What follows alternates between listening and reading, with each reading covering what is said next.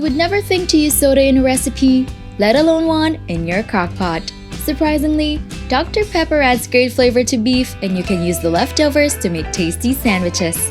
Let us show you how to make a crockpot Dr. Pepper roast beef with this video, brought to you by recipes.net.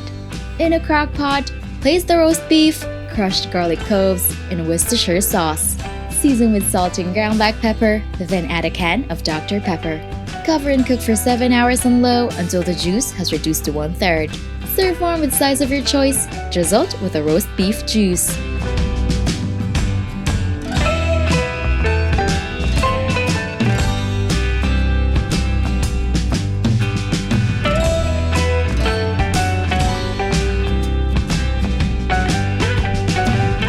Don't forget to hit like, subscribe, and turn on that notification bell to catch more easy and tasty dishes to try at home.